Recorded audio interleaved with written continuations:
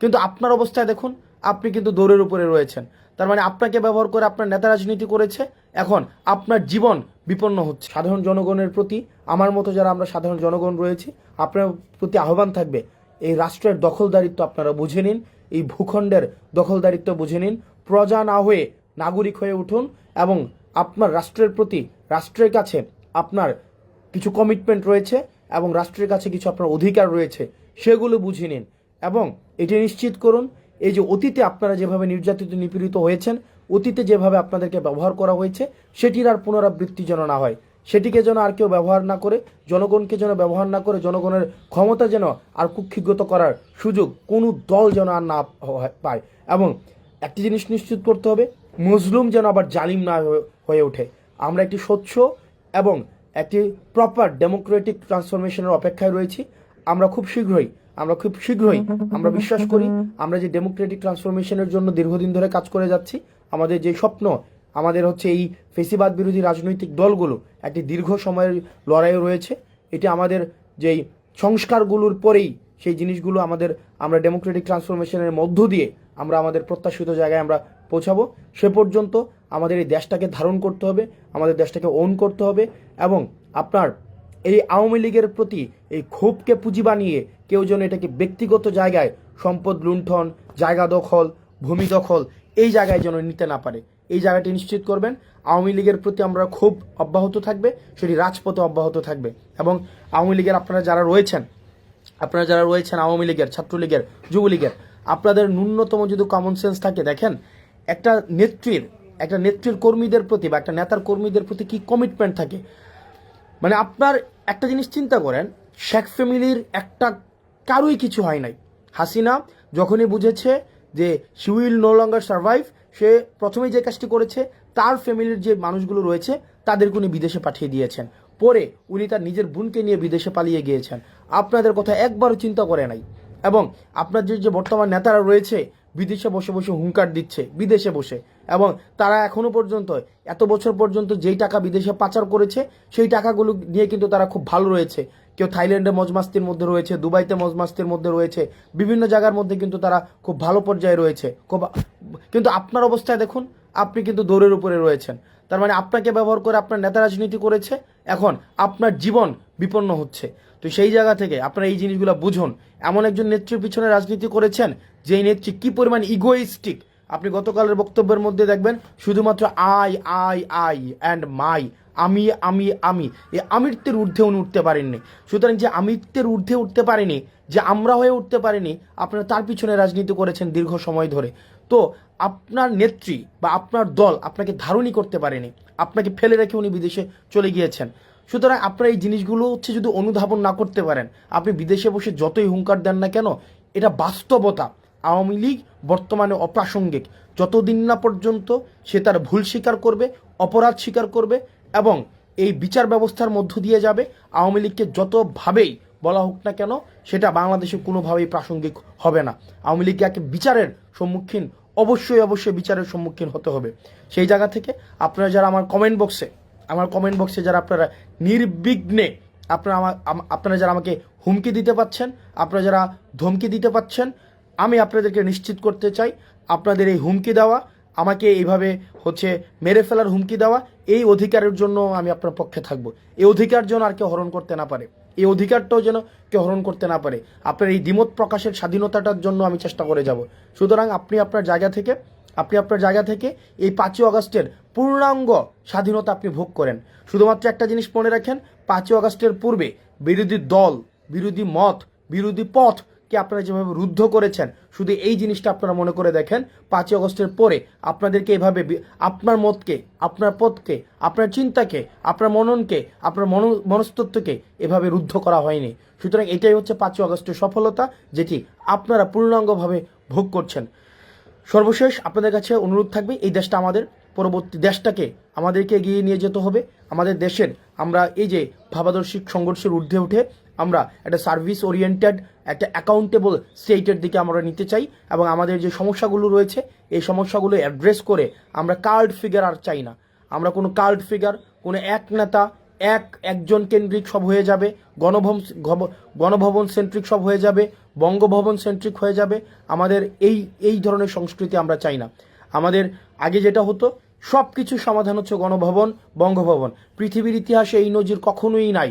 পৃথিবীর ইতিহাসে এটা খুব বিরল একটা নজির, যেখানে প্রধানমন্ত্রীর পদত্যাগ এবং মসজিদের ইমামের পদত্যাগ এবং মসজিদ কমিটির সভাপতির পদত্যাগ একসাথে ঘটেছে। সুতরাং এই যে পুরো সার্কিটটাই হচ্ছে গণভবন কেন্দ্রিক হয়ে গিয়েছিল। আমাদের ডিসেন্ট্রালাইজেশন অফ রেসপন্সিবিলিটি প্রয়োজন। আমরা এই প্রজন্ম, আমরা ডিসেন্ট্রালাইজেশন অফ রেসপন্সিবিলিটি আমরা নিশ্চিত করতে চাই। প্রত্যেকটা অর্গান, প্রত্যেকটা প্রতিষ্ঠান সে নিজ নিজ জায়গা থেকে কাজ করবে, স্বাধীনভাবে কাজ করবে। অ্যাডমিনিস্ট্রেশন স্বাধীনভাবে কাজ করবে, জুডিশিয়ারি স্বাধীনভাবে কাজ করবে, পুলিশ স্বাধীনভাবে কাজ করবে। ওই যে রাজনৈতিক দল এই জিনিসগুলোকে নিয়ন্ত্রণ করার যে একটা প্রবণতা থাকে, আমরা দেখেছি আলটিমেটলি দেশের জন্য কোনো কল্যাণ হয় না। এটা থেকে হয়তো একটা দল ফেসিলিটেড হবে, এটা থেকে হয়তো দল উপকৃত হবে, কিন্তু দিন শেষে আমাদের কখনোই দেশ উপকৃত হবে না। আমরা আওয়ামী লীগ থেকে শিক্ষা গ্রহণ করতে হবে। দিন শেষে আওয়ামী লীগ কী পেয়েছে? মানুষের ঘৃণা ছাড়া। আপনি দেখেন, একটা হয়তো 15 বছরের আপনার একটা ভোগবিলাসী জীবন ছিল, 15 বছর আপনি হয়তো বিপুল পরিমাণ অর্থ কামাইতে পারছেন। এখন দেখেন আপনি ফ্যামিলির সাথে আপনার একসাথে বসে আপনার খাবার খাওয়ার পর্যন্ত আপনার ফুসরত নেই। তো এই যে এত অর্থ ইনকাম করা হয়েছে, এত অর্থ জমা করা হয়েছে, দিন শেষে এটা তো কিছুই লাভ হয় নাই। এর বিনিময়ে আপনারা পেয়েছেন মানুষের ঘৃণা। এই তরুণ প্রজন্ম আমরা যারা রয়েছি, আমরা এই বিষয়গুলো থেকে আমরা শিক্ষা গ্রহণ করেছি। দিন শেষে যতদিন পর্যন্ত জনমুখী থাকা যাবে, যতদিন পর্যন্ত সার্ভিস ওরিয়েন্টেড থাকা যাবে, রাষ্ট্রের প্রতি যতদিন পর্যন্ত অ্যাকাউন্টেবল থাকা যাবে, ততদিন পর্যন্তই মানুষ আপনার পক্ষে থাকবে, মানুষ আপনাকে শ্রদ্ধা করবে। আপনার 1000 কোটি টাকা এবং মানুষের ঘৃণা, আর আপনার কোনো টাকাই নাই কিন্তু মানুষের শ্রদ্ধাবোধ আপনার প্রতি রয়েছে, আমি দ্বিতীয়টি আমি বেছে নেব। আমার টাকা পয়সার কোনো প্রয়োজন নেই, এই তরুণ প্রজন্মের টাকা পয়সার প্রয়োজন নেই।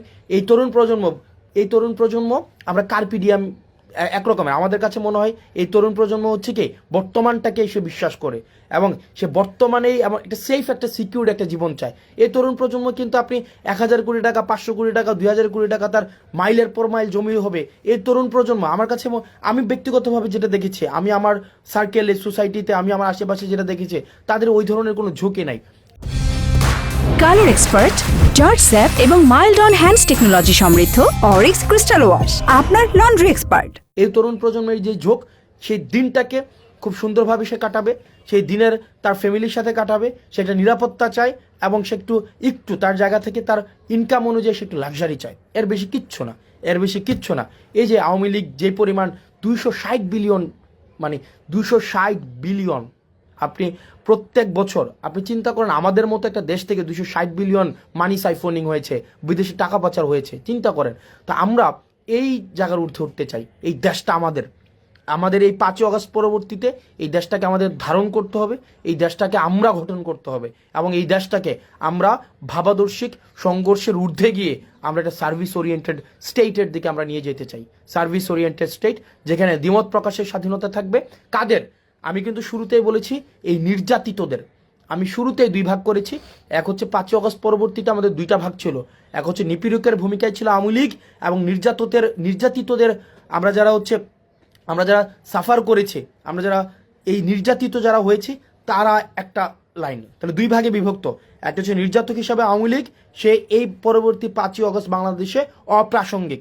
আর নির্যাতিত যারা রয়েছে, এখানে প্রত্যেকটি ফেসিবাদ বিরোধী যে রাজনৈতিক দলগুলো রয়েছে, আমরা এই ফেসিবাদ বিরোধী প্রত্যেকটি রাজনৈতিক দলের নিজস্ব মতভেদ থাকলেও, মতামতের পার্থক্য থাকলেও, আমাদের পলিসি ডিসকাশনের মধ্য দিয়ে, রাজনৈতিক ইভেন্টের মধ্য দিয়ে আমরা সেগুলোকে সমাধান করব এবং পরবর্তী বাংলাদেশটাকে আমরা ধারণ করতে হবে, আমরা গড়ে তুলতে হবে।